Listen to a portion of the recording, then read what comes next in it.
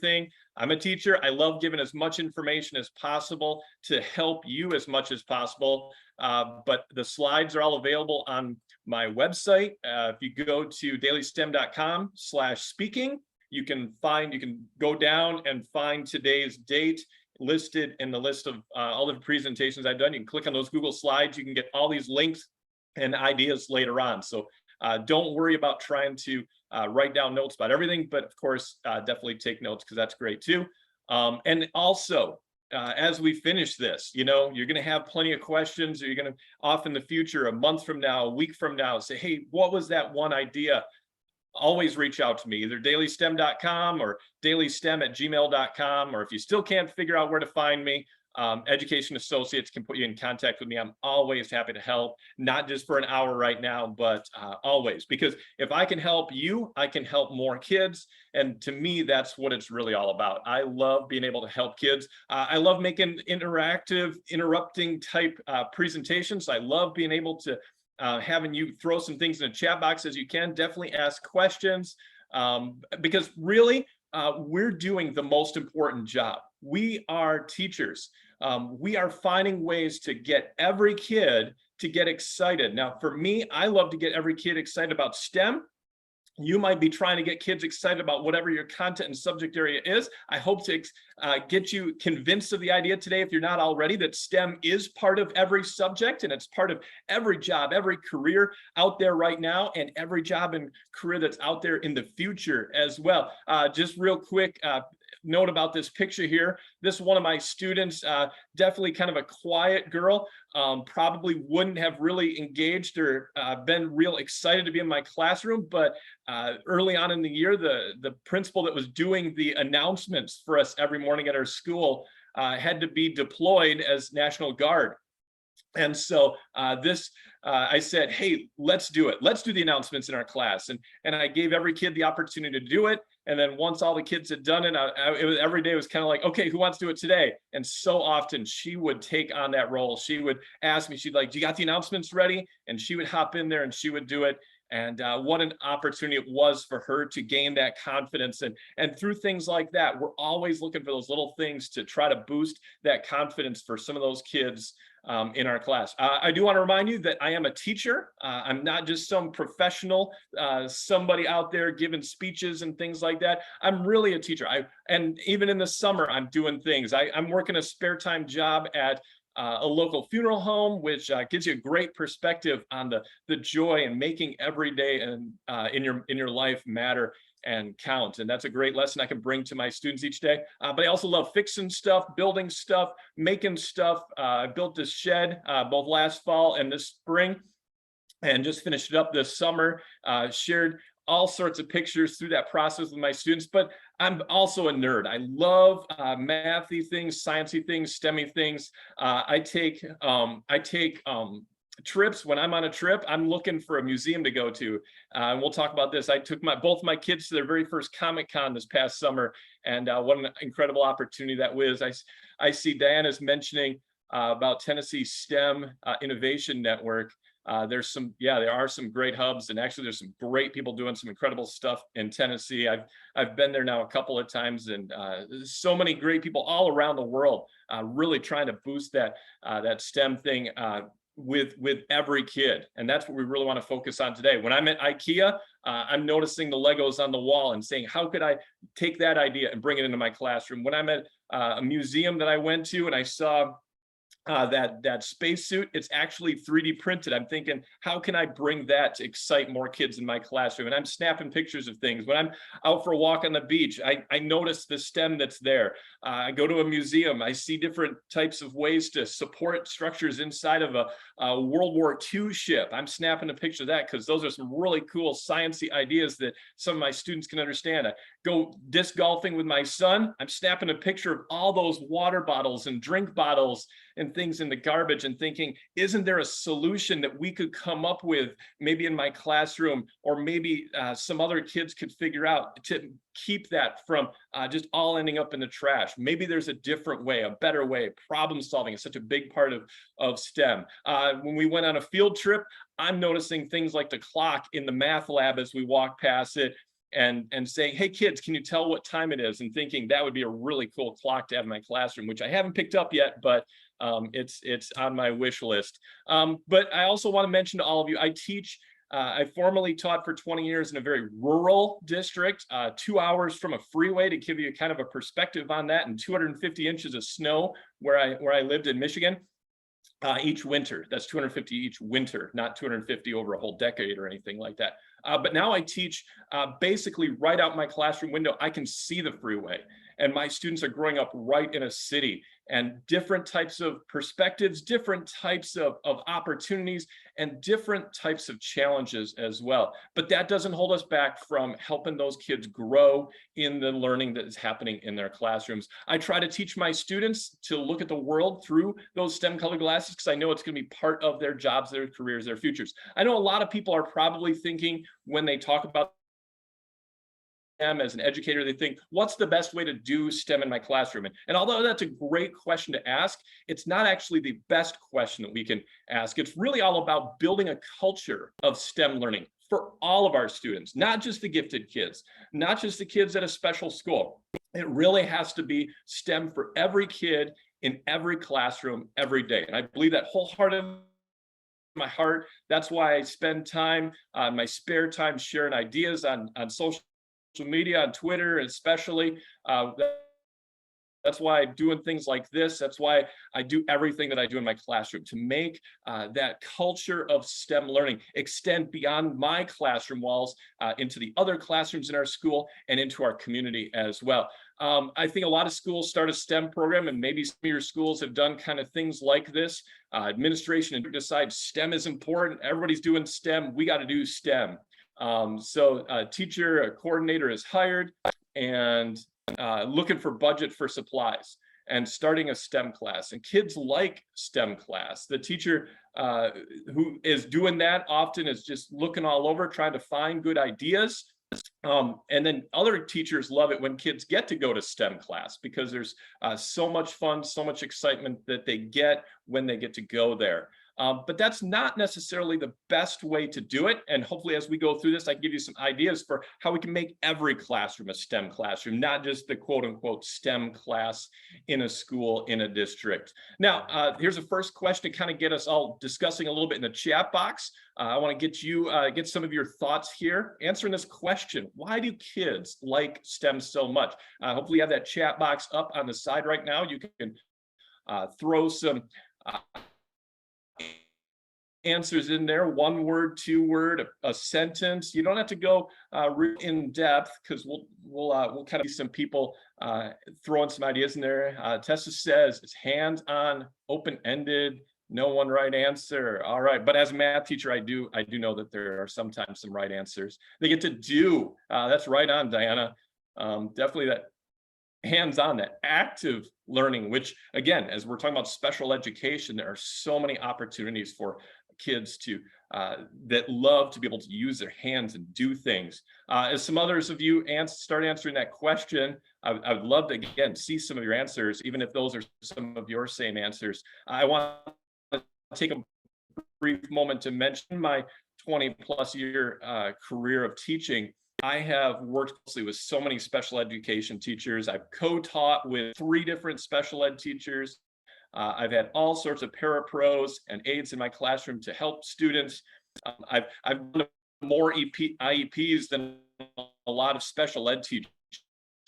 In fact, I've shared so many different ideas and kids like that. I love all of my students in my classroom. I love finding great ways, because if I can't connect with every kid in my classroom, and quite often it's some of those special ed kids that need just that different way to explain it, that becomes so important. Tim mentioned wildlife, animals, nature, science, demonstrations. Some of those things that are involved in those STEM things are so, there's such a hook for our kids. And that's definitely a reason why we want to try to bring some of that into our classrooms as well. Trying to answer questions, and solve mysteries. And I know a lot of people think that STEM is robots and rockets, and it can be, but it doesn't have to be. It's really all about, and what a lot of you mentioned and what a lot of you are thinking, it's about making it real world relevant learning to our kids. And a lot of the things that that Education Associates does really tries to make it relevant to that. Tammy mentions high school kids getting transition to adulthood. Yeah. And supplement their incomes. Yes, exactly. There's so many things you can do as a side project, we're a gig economy now. There's so many different ways to do those side hustles, making things. And actually, I think you might even get some more ideas for some of your kids to find some of those cool projects and things they can do on the side. Another quick question I like to do, because I do have a book I'm going to give away. If you can figure out what my favorite STEM movie is and type it in the chat box, I'm going to send a copy of my book, which I wrote to make it really easy for teachers to come up with a lot of confidence to teachers that really engages a whole culture of STEM learning in your class. So if anybody's got an idea of what you think my favorite STEM movie is, there are so many of them. Feel free to be typing some of those in the chat box. I want to get some people to guess some. Tess said Big Hero 6, haha. I don't know why you said haha. Wally, Diana said Wally, LOL. Everybody thinks their guesses are funny. Those are right. Those are guesses. Wally has some great connections. Just especially think about trash and all those things stacking up. Big Hero 6. I hate to, yeah, incredible. Tim, you said R.I.P. Michael J. Fox. Did he pass away today? If he did, that's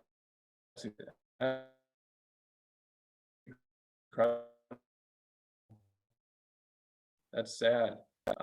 There are so many movies, and in fact, so many great. Oh, The Martian. Yeah, one of my favorites because it's got so much problem solving to it. I'm thinking of ways to be able to get kids to think about how do you make things happen. But there's so much wonder, so much creativity in so many different STEM movies. I love going through a lot of movies and thinking which ones are there different parts, because you don't always have a lot of time. You can't show necessarily a whole movie in your classroom, but you could show just a clip. You could just use it as a jumping point for a challenge. And so that's actually why I created a bunch of resources, put them on my website. There's actually tons of different resources on my website, more great guesses here too. But if you're looking for some great ideas, these are also good for family STEM night. You can get kids in with some families, watch a movie, and then also do some creative challenges and problem solve. I should mention though that somebody did mention my favorite movie, and it is Big Hero 6. So congratulations to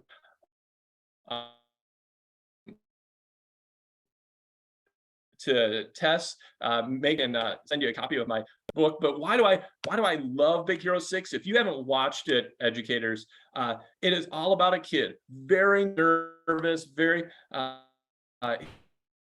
talented, but he's like, I don't think I'm really all this excited about STEM. I'm not excited.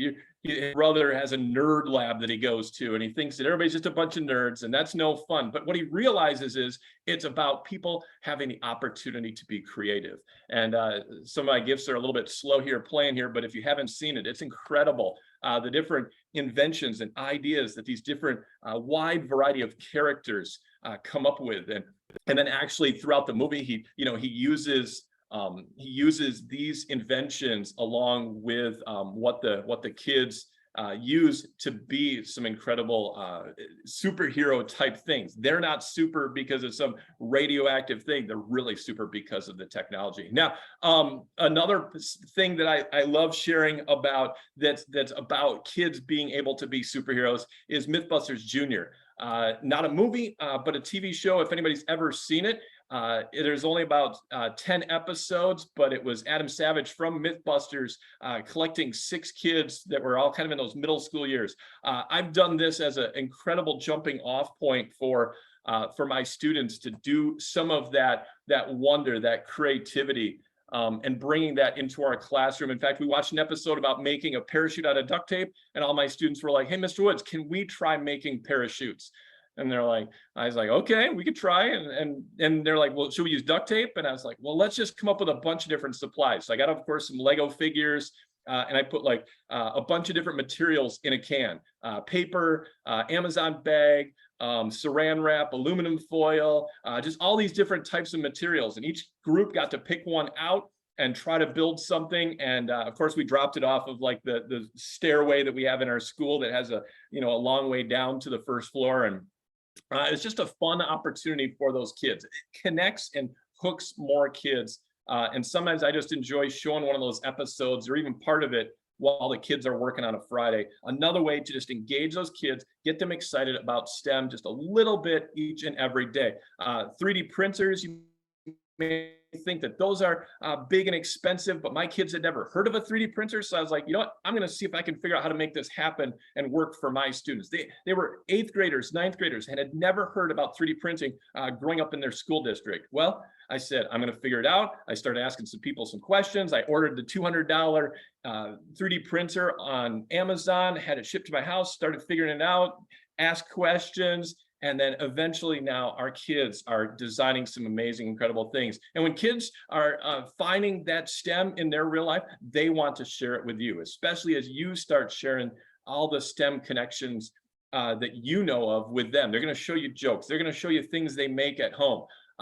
It really has the power to get your kids excited about learning. Every kid, prepare them for the future. We all know that STEM is the basis of so many jobs of the future, but you know what? It's about the jobs that are happening right now as well. It builds their confidence as they realize that they can do amazing, big, creative things. And it also builds those soft skills as you get them working together in groups and things like that. And it really enhances what you're already doing. Your curriculum that you have is already building that STEM culture. You may not have situated enough. So let's really dive into this. Again, like I said, these slides are available on my website, dailystem.com/speaking. You can get these slides, you can get all links and stuff.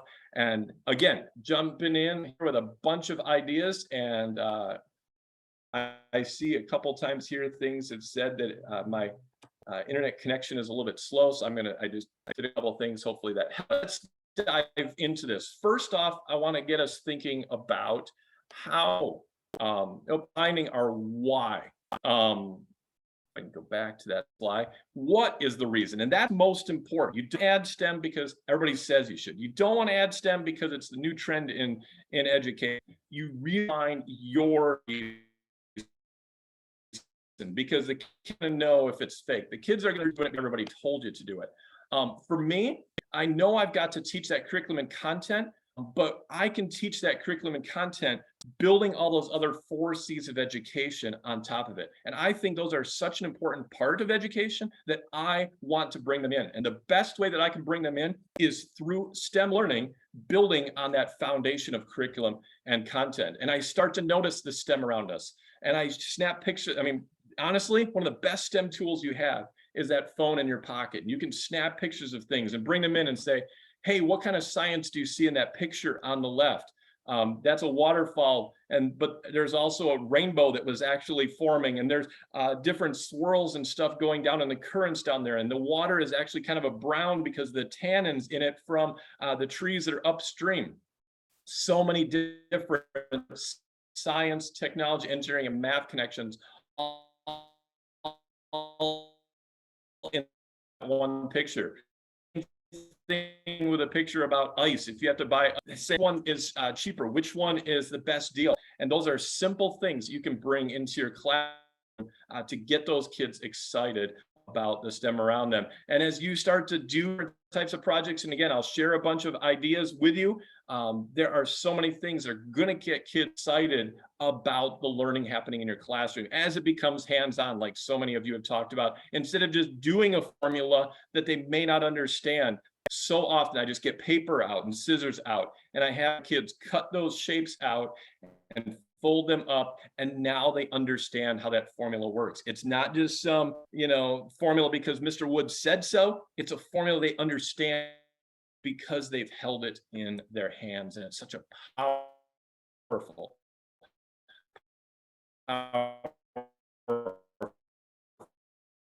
opportunity for those kids. Also into what do I like to do when I have spare time? And if that's building a shed, I need to be able to calculate how much stone I need to put around it or how much materials I need. Those are other reasons for my why for bringing STEM. And I want kids to be ready for that world out there. But once you know your why, you need to figure out your how. How are you going to add STEM into your classroom? And I know a lot of you already are doing some great things, and some of you have specifically added some STEM things. So hopefully you're going to get some ideas here as we keep going along. Number one, you've got to learn from others. There are so many people around the world and just hallway from you doing incredible things. If you're an educational leader at your school, find those people that are those early adopters in your school. Have them share just a simple some challenge that they did, something that they did with their kids, and start helping them feel like a rock star doing amazing things. But also get up, we've got even a little bit of time, even 15 minutes, walk around your school, look in different classrooms and see what other people are doing. We miss out on so much collaboration that goes on. I loved going to teach, to visit one of the teachers in our school, Joe, and he would do just incredible projects with his kids. And I learned so much from him. And if I had stayed in my classroom, I never would have seen some of those things that he was doing. Now, he wasn't a math teacher like me, but I knew I could learn from him because every teacher is teaching all these different subjects, whether we realize it or not. We're all art teachers and history and literacy, and we're all STEM teachers. And that's something I believe in my heart that is true. We all have that opportunity to build all of those things into our classroom each day and make those things valuable and important for our kids. Now, I told you before, I like Twitter, so I look for accounts that I can follow of people that have great ideas and advice. And I find those ideas and I bring them into my classroom. Christine Dixon is an incredible educator in California, and she shares some incredible STEM at home challenges.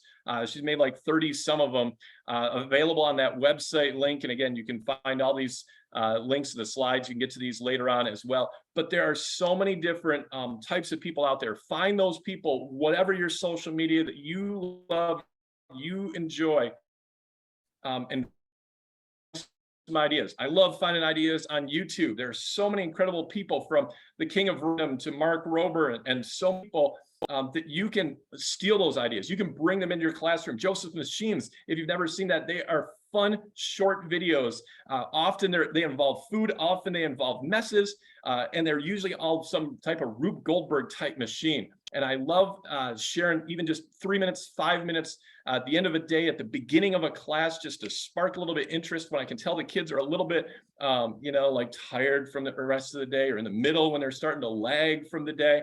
And I'll show them one of those and get them excited. And you know what?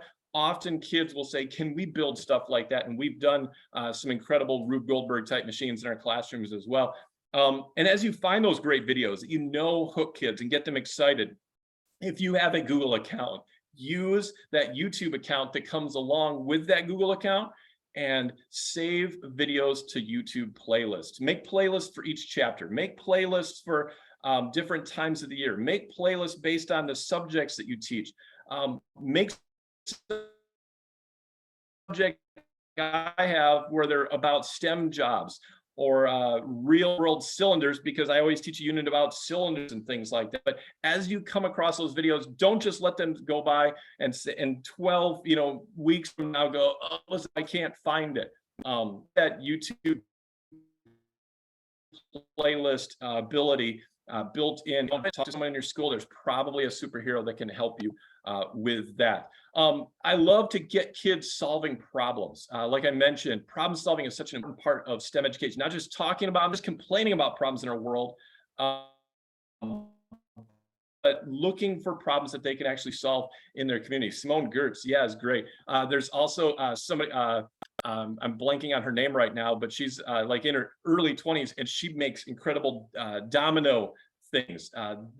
In fact, your kids will start sharing great videos. They'll start noticing things, and that's where you can start to turn that STEM around. And it's about building that culture. You can have kids finding problems in their community to solve. I talked with a teacher from the Washington, D.C. area. Their school had done a project for one of the teachers in their school, was having a baby, and her husband was confined to a wheelchair. So he wasn't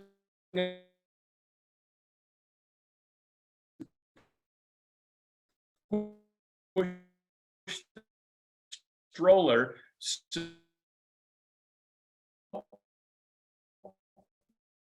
they found out about, they came up with in their class onto so that a school, a classroom said, let's find a real problem to solve, not just a problem in the book, not just a problem that someone else out there was a cool problem, but something that we can do. I did interview him on my podcast.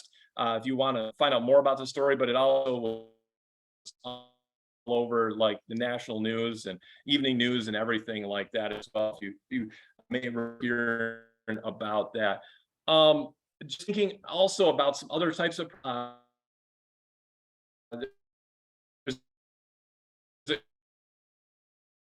an organization called Limkind, helps kids around the world for them. They do issues and challenges. They even do a hashtag -1 challenge to give kids a better perspective of what it's like to try to do a normal everyday task with only one arm or only one leg. Is that kind of record a video of yourself doing something one limb or -1 thing. So there's different organizations like that. Look for those in your community, look for them around the world. In our community, I've noticed, because like I said, we live where our school is about a mile from the freeway. There's so much litter around our schools. So over and over again throughout the year, we actually go and pick up the litter and the block around our school. And we use an app called Litterati. It's a free app. As you snap a picture, you download it and you snap a picture of the litter, your phone tags the location of that litter, and then you can tag the material, brand, and things like that. And so you can actually keep track. How many cigarette butts did you pick up on your walk? How many pop cans did you pick up? How many water bottles? How many face masks you picked up? Because everybody knows there have been so many face masks that have ended up in the trash and the litter around our world in the past couple of years. Great, simple app, free app. Again, if you have kids that maybe are struggling with using a phone or something like that, you can always have a chaperone or a teacher or an aide in your classroom doing that photography. It's basically just pushing a button. It's easy to do. The kids can go back and add in what those materials are, but the kids can actually pick up the litter. If you have any question about that, ask me, or head to edu.litterati.org, that link there. And you can actually find some curriculum as well that you can adapt for some of your kids. In fact, one of my kids, after he did that litter pickup, he's like, Mr. Woods, can you help me find some blue and green litter? Because I want to make a project for a local art contest with the blue and the greens of the world. And just kind of a neat project that he did. Didn't end up winning, but it was really magical for that student. The STEM isn't magic, neither is STEAM or PBL, or however we decide to describe that type of learning, or whatever acronyms we come up with in the future. It's really about making it make sense and making it relevant and making a connection with our kids. And I think we all understand it. As you find those ideas, those getting started things, start building it up. And here's a bunch of ideas because often we have to use the resources around us. This past year, of course, my kids are measuring boxes and things like that because I want to make it real for them. But I was like, hey, you know what? I'm just going to make some brownies and some Rice Krispie treats for my kids this year. And we're going to measure those and figure out the volume and surface area of those instead of just, the typical boxes. But make do with what you got. You don't have to have all the biggest, best, newest, most expensive materials. There's a great book for elementary teachers, especially written by Mandy Figlioli, and it's about a teacher that has a magic bin in their classroom. And it's really all a bunch of just recyclable materials and finding ways to get your kids making stuff out of that and teaching those kids that they can make and they can create.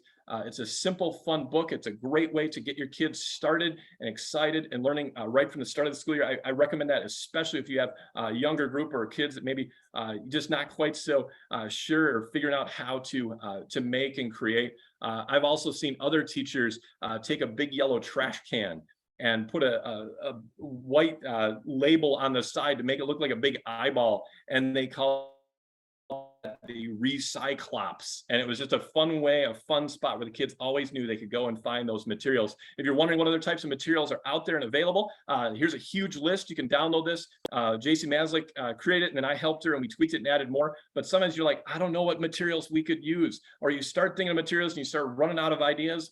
here are tons of ideas of things that you can use, bring into your classroom to get those kids making and creating just a great list. You can also share that with parents in your community and get more resource materials you might need. Like I said, snap pictures of things in your world. Why did Amazon change to green printing on their boxes instead of black printing? That's a question I'm going to ask my students this fall because I noticed it on some of the boxes we were getting this summer. Why do pancakes always, when you pour them, turn out round? What a great simple starter question that can lead to so many more things. And you might not have the answer either, but you know what? You can get those kids to try to find that answer. It starts to build some great things. You know what? There's STEM all the time in the news out there. In fact, just this past week, the Coca-Cola company announced they're changing a bunch of their bottles, including Sprite, to clear bottles, because that green plastic, those colored plastics, usually can only be recycled into materials like rugs and carpets and things like that. But that clear plastic can be recycled back into more plastic bottles. It's interesting. It's a small little thing. Yeah, actually, it is so intriguing. But you know what? That's a simple little change, a simple little problem solving, an example that we can bring into our classroom, and it helps our kids to start thinking about the world that they live in. It's always in the news. There's always stories like that. In fact, throughout the school year, I try to make them weekly when I've got the time, issues that you can download or just share as a PDF with your students. I call them the Daily STEM. They're on my website. By clicking on one of those tabs up at the top, dailystem.com, you can find those. There's probably almost 100 issues that I've made in the past by now.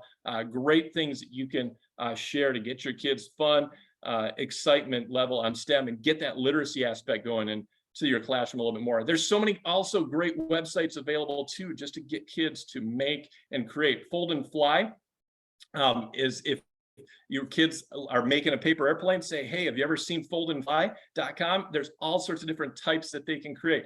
Get that hands-on movement, get the folding, cutting in half and in thirds and fourths. There's so much fractions to paper airplane. And then you can say, not let's have a contest for who can throw it the farthest, but whose is most accurate, whose can do the most loops, whose can be decorated the most, who can modify theirs to go the highest. Things like that help to make it, again, about every kid. And paper is such a simple material that we all have access to. Get a couple different colors of paper, get some graph paper. If you've never seen dot paper, it's for drawing isometrically. If your kids have ever played Minecraft, they know all about isometric drawings. It's a fun way to connect. It makes it look like 3 dimensions. On my website, if you go to the resources page, I've got some of that dot paper you can download and just print off on your school copier as PDFs. But I always leave it out, and my kids make amazing stuff. They love drawing things anamorphically, which makes them look 3-dimensional. When you look at a particular angle, they look like things are floating off the desk. They're great for small chunks of time. I'll often put these up on the screen, and we'll do them kind of like a little bit, pause, a little bit, pause. And I'll do them along with the kids. There's a playlist there, that underlined link there. It's just a fun way, again, to get kids thinking 2-dimensionally, 3-dimensionally, which is such an important part of STEM learning. And for some kids, that can be a challenge. And so doing it with a fun little project that makes like, wow, this looks really cool when they're done. And it only involves paper and pencil and a ruler maybe. And you can also bring in all those ruler skills as well. And sometimes a marker helps to make things look a little bit darker. But there's so many things out there like that. A couple of resources that are great for coming up with things that kids can actually make out of paper and cardboard and recyclables. DarylWakelam.com has a bunch of cardboard paper ideas. I highly encourage educators to check that out. Rob Ives has a bunch of projects, but often his involve movement, motion, cranks, things that go up and down, pop open, just great ideas. Again, using those types of simple recyclable materials you can find.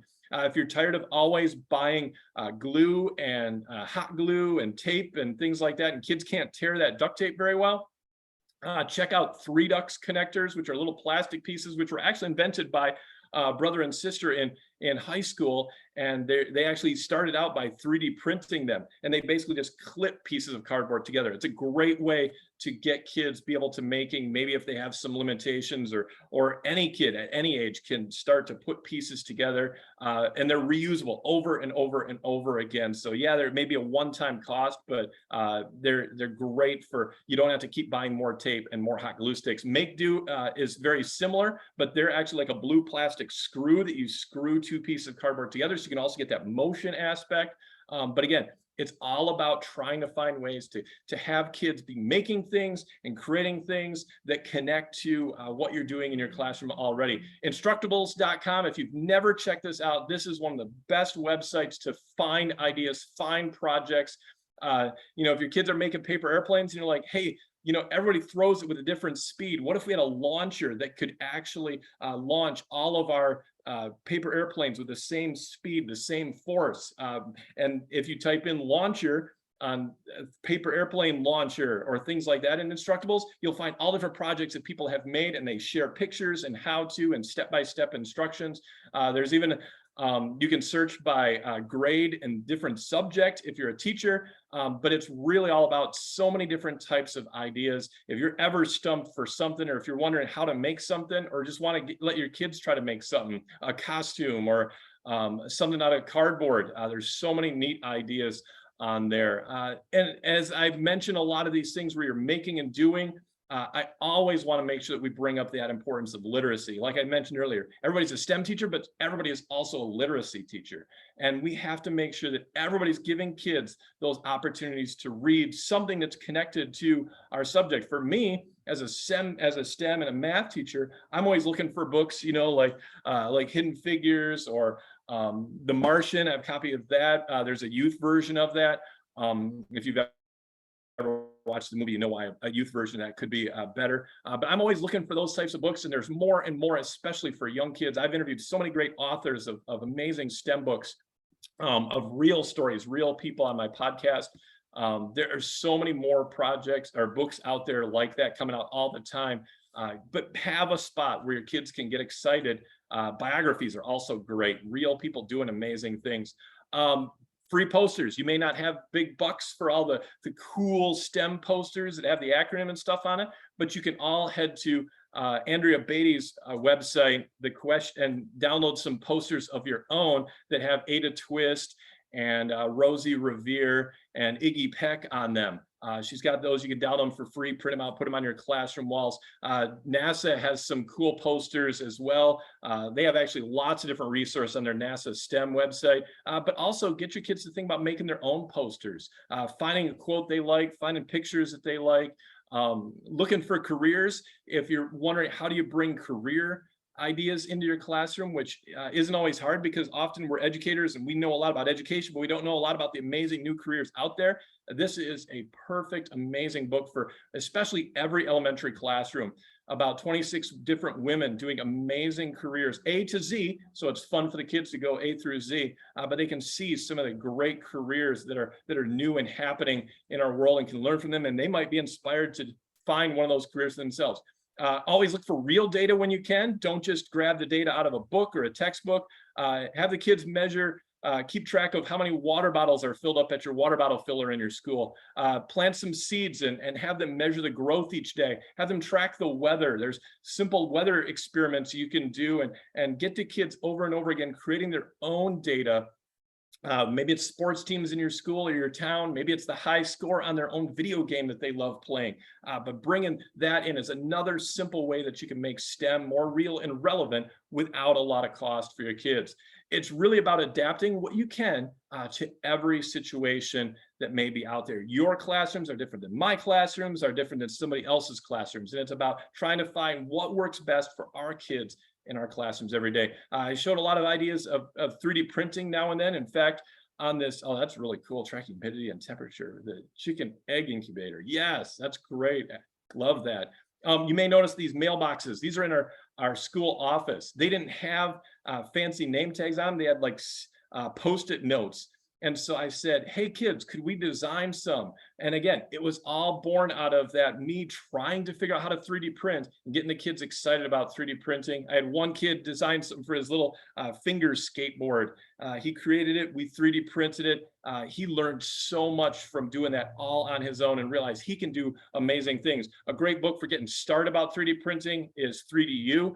I wrote the intro to it, but it's just incredible. If you're wondering, how do I start? Or if you have any questions, just ask me as well. But kids love being able to design, even if you don't 3D print. If you haven't tried tinkercad.com, it's drag and drop building, creating for kids. It's blocks, it's shapes, it's three-dimensional.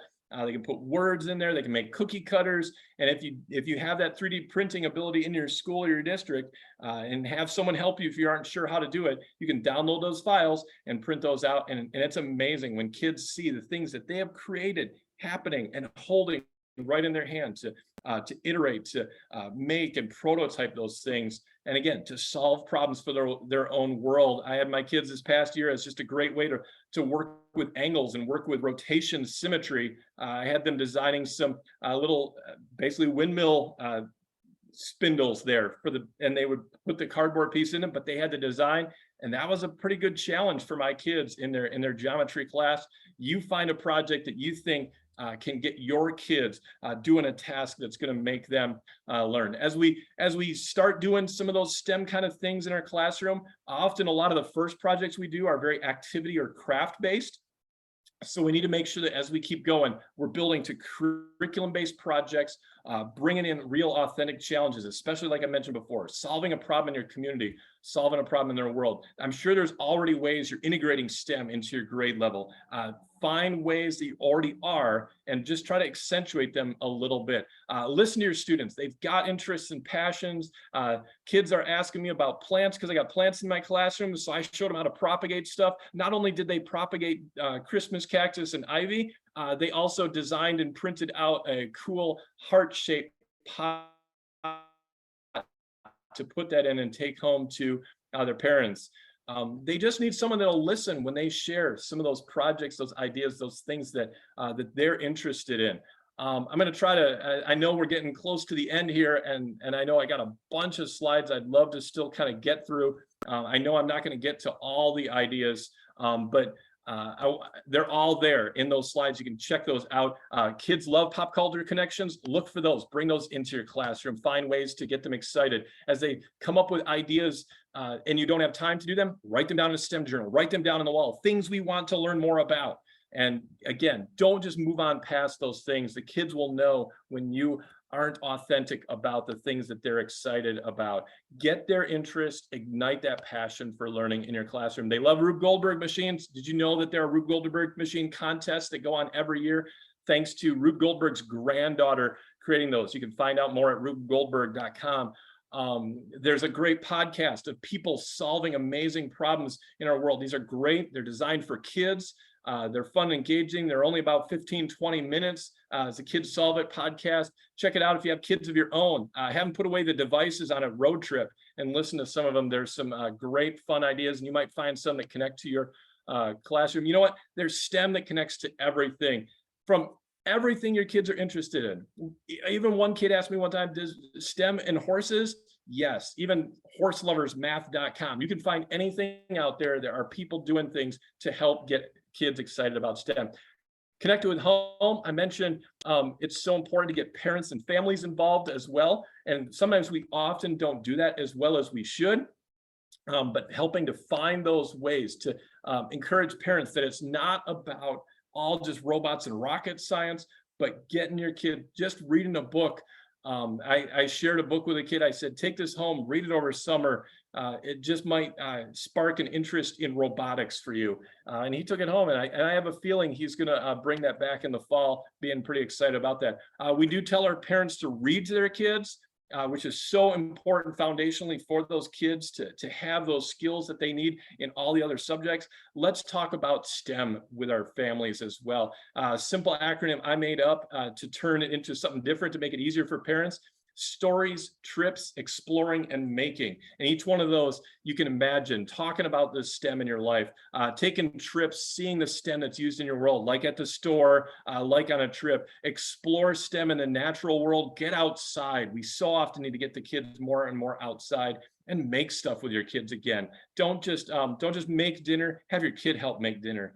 Don't just fix something in the garage, have your kid help you fix something in the garage. If you need a bunch more ideas, I've made lists for families and put them on my website again, dailystem.com/resources. There's 3 of those lists, tons of ideas. Lots of educators use those near their lesson planning stuff. They'll pick ideas off that, maybe incorporate just one a month, maybe just one per week, whatever level you're at, whatever confidence you are in terms of STEM in your classroom. Bring some of those in your classroom, or share some of those with your families in a weekly newsletter, or send them out for home for summertime. Kids are tired of just consuming. Get them to create one a day. Yes, that's a great goal, Diana, especially for kids in summer. We know that learning loss happens.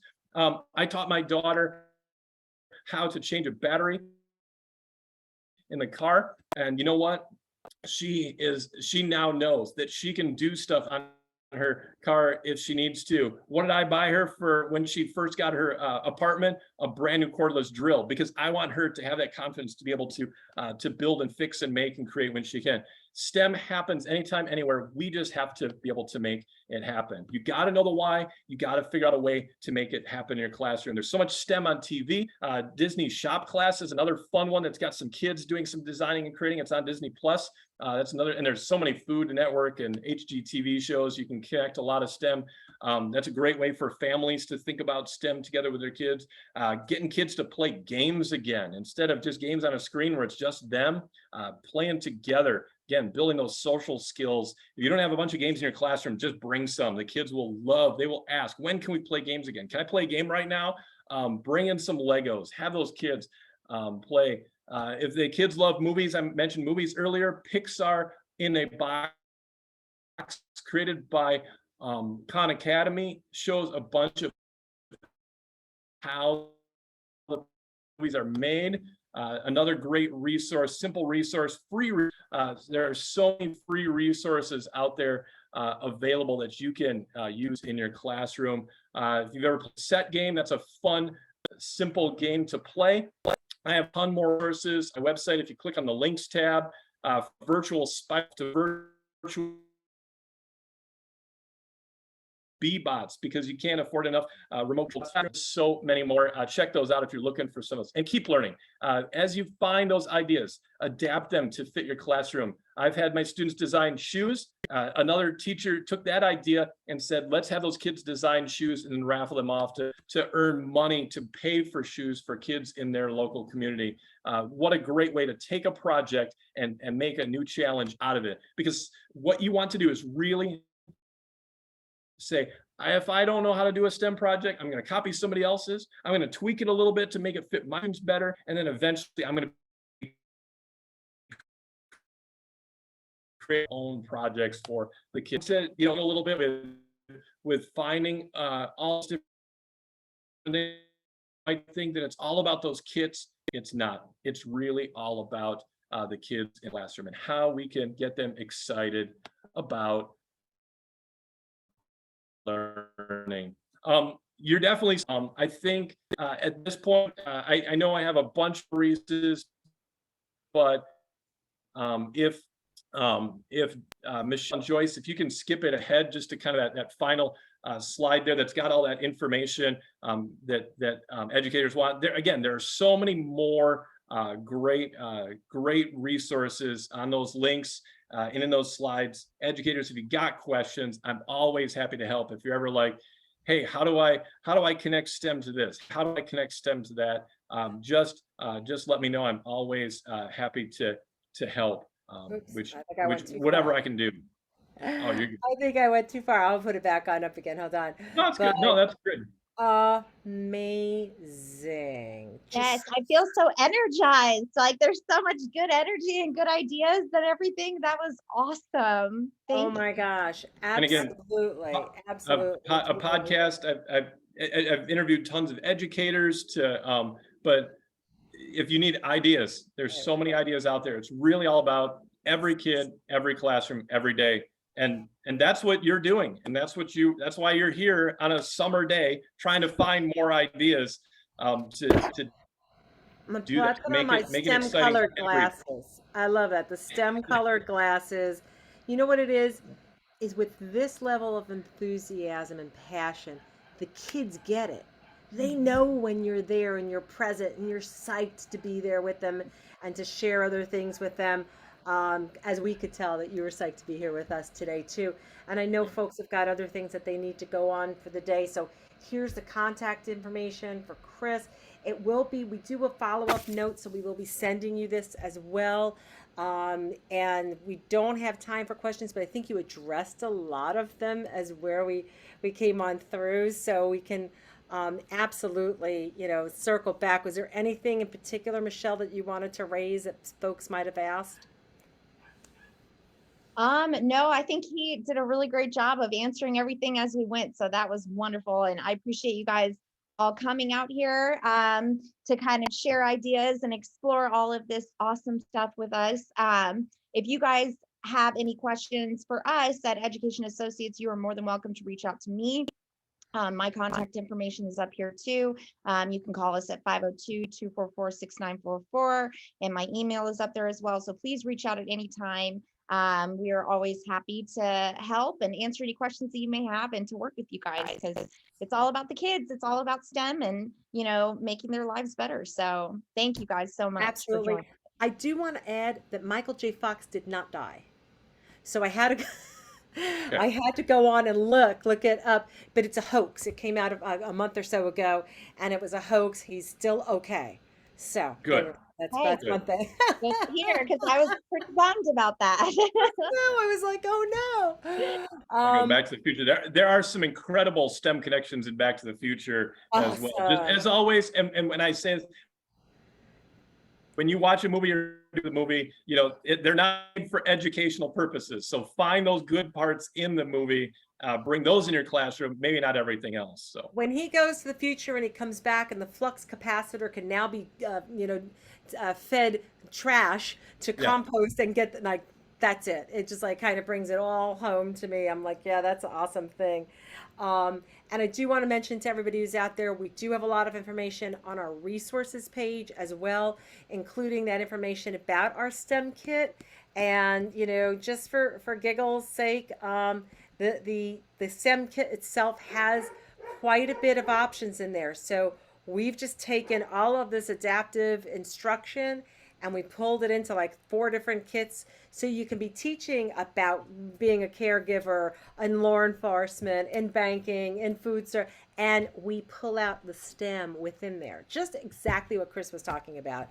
So really super excited. There's STEM in all those careers you're mentioning there, Joyce. It is, and sometimes we just need to start seeing it, and it takes practice, but I know you can do it. Educators, do a little bit and a little bit more, and you're going to build that confidence. And it's not rocket science, but it is rocket science, but it's not rocket science.